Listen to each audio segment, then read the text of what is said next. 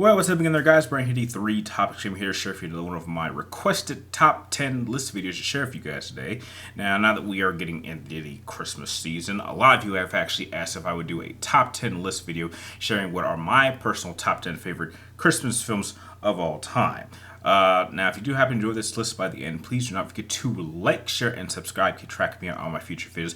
And remember, if you guys have any requests for future top 10 list videos or ranking videos or just discussion videos in general, please also let me know in the comments down below or just message me on any of my social media outlets and I will try to get it out as soon as I can. And now, I actually looked at several other lists for like all-time favorite Christmas movies, and there's actually a number of them that aren't on my list, and there's definitely a number of movies on my list that may not be on your guys' list. So some of you guys might not even recognize some of these movies. So let's start off with what is number 10. And I'm going to try to do this in one cut instead of cutting it in pieces, just the way it's a little bit easier for me to edit because I'm feeling a little bit lazy today. So starting off with number 10 on my list is going to go to a classic in the form of A Charlie Brown Christmas. I really only watched this during the Christmas time because it's kind of traditional. It's just something that we always did as a family every year. And this is something that apparently my parents have been watching since they were young, so that just gives you a hint of how old Charlie Brown is. It's not all that long. There's some classic moments of Charlie Brown being picked to create the Christmas play and trying to find out what is the meaning of Christmas and the crazy dancing scenes and stuff like that. And Linus's speech about Jesus and stuff like that. It's a harmless film. I only ever watch it with the family and only around Christmas, so it's more for traditional than actual personal enjoyment. I mean, I like it, but I don't love it. There are just some family traditions I would like just to keep going, even though some members aren't around anymore. So that's why it's number 10 on my list. Going into number 9 is by far a film that I would guarantee would not be on anyone else's list, and most of you have probably never heard of it before. In fact, if you have heard of it, I will be shocked. But that film is in the form of a movie called Grandma Got Run Over by a Reindeer. This film, as far as I know, never came out in theaters. It was a direct-to-VHS videotape. I don't even think this came out on DVD or Blu-ray. And as far as I'm concerned, it is the only song that I can think of where they made a film based off a stupid song. And it basically centered around the whole plot of Grandma got run over by a reindeer and trying to find out where she is and exactly why the reindeer ran her over. It's silly. The animation isn't all that great even for the time. The voice acting is very simple. The script is extremely dumbed down. But I just like it. It's just a fun Christmas movie to watch for every year for me. I love it, and there's even a few songs in there that I just like singing out loud whenever I watch this film. But yeah, I guarantee you, no one watching this who has probably ever heard of this or even think about adding this on their list. But heck, I'm happy to add it as number 9 on my list. Going into number 8 is a more recent film that I actually really enjoy because of how different it is, and that is in the form of Fat Man, starring Mel Gibson as Santa Claus. The whole notion of a kid being so mad that he got coal for Christmas that he hires a professional hitman to go to the North Pole to kill Santa Claus is so crazy that it's just awesome. I think Mel Gibson did an incredible job as kind of a much more tired and roughed up Santa Claus that has no issues with like using guns or going crazy. It was just such an interesting take on the story, and it works. I mean, even it kind of shows how the North Pole works, including how the military was aware of Santa Claus and they like to use him for jobs and their interaction with the elves. I just thought it was just a truly unique story, and I think there was even a slight little crazy message at the end that I took very much to heart. I don't think they would ever make a sequel to this, but I just think that it's probably the one Christmas film on this list that really stands apart because of how different it is and how radical it is, focusing on the Santa character. And I think they did another movie like that recently. I can't think of what the name is, but I will have to check it out when I find time. But yeah, Fat Man, definitely worth being number 8 spot on my list. Going into number 7, I have The Santa Claus, or Disney's The Santa Claus, the first one starring Tim Allen. The story of a man recently divorced who is with his kid on Christmas Eve, who happens to find Santa on his roof. Santa falls off his roof, and then he puts his jacket on, coat, jacket, whatever you want to call it, and then he starts becoming the next Santa Claus. I think that's an interesting concept. I thought Tim Allen did a great job. This is definitely one of the better roles he's had. Outside of Toy Story, of course, he's a pretty solid actor, I would say.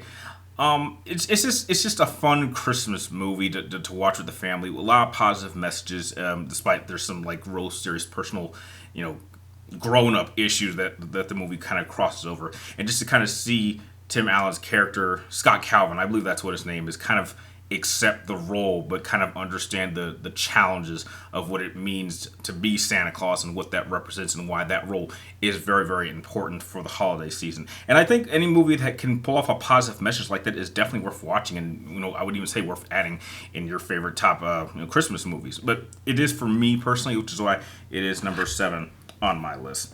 Going on into number 6 is also a film that I really like watching this strictly because my mom really liked this film and we like watching this together. And it's kind of similar to how I handle Christmas nowadays, now that my dad's not here anymore, in the form of the movie called Christmas with the Cranks. This basically centers around a family of 3 where the daughter goes on vacation, and now that the daughter isn't with the family, they decide that they're just going to flat out skip Christmas and not celebrate. They're not going to buy any gifts. They're not going to put up any lights. They're not going to put up any holidays. They're not going to celebrate at all. They're not going to give out gifts. They're not going to do anything. They're actually planning a trip, a cruise. And apparently the whole town has a problem with this. Now, the reason why I connect with this is because nowadays I don't actually celebrate Christmas in that way much at all. It really just kind of comes down to asking the people I'm close to the most, what is one thing that you want every year, and then them just telling me, and then me just buying it and then just giving it to them. I don't put up tree, we don't put up lights, we don't dress up too much, we don't wrap presents, we don't do anything. I just get straight to the point. And to be fair, this is kind of something that was put in me by my dad once we were old enough to kind of not do the whole Santa thing anymore. So my mom blames my dad for that, but I perfectly understand that. Like, if you don't have kids, I don't think you need to go that extreme with the whole Christmas thing. Some elements of it are a little bit silly. But I do think that the movie by itself is very, very fine. I watch this at least once every year with my mom. It's a fun watch. And then what happens in like the last third of the film of the family needing to kind of start doing all the Christmas stuff really, really quickly because the daughter's coming home with her fiance was just that's really when the movie really starts picking up, and it's something I really enjoy watching, so which is why Christmas with the Cranks is number 6 on my list. Going into top 5, we got some serious heavy hitters here, and number 5 on my list is going to have to go to The Nightmare Before Christmas. This film, I'm shocked. I actually saw a documentary on this on Netflix, kind of talking about the making of it and the things that were going on behind the scenes. And wow, this was a crazy process in terms of how this movie was made, and apparently why it was shocking it didn't do so well when it was released in theaters. But even to this day, it still has like a major cult following. In fact, my brother and his wife are massive fans of Nightmare Before Christmas, and I am too, because I think Jack Skellington is definitely one of the most interesting Disney characters that they've ever actually had. Plus, he also shows up in Kingdom Hearts, which is like a major plus. So the idea that Jack Skellington, the Pumpkin King, is just tired of Halloween and he wants to experience another holiday, and so he actually walks to the door and enters Christmas Land, and he wants to celebrate Christmas. He wants to do Christmas in his own kind of crazy way, and I think that was very, very unique. I hadn't really seen a story like that before, and it still holds up to this day. I'm so glad that they've never even thought about doing a sequel to this classic film, because I think it's very, very strong on its own and just something that I love watching every year. And not so much every year, I also watch it during the Halloween season. So heck, it works in 2 different holidays, which is why I have to add Nightmare Before Christmas as being number 5 on my list. Number 4 on my list is also a pretty standard Christmas movie that I don't think would be on many other people's lists.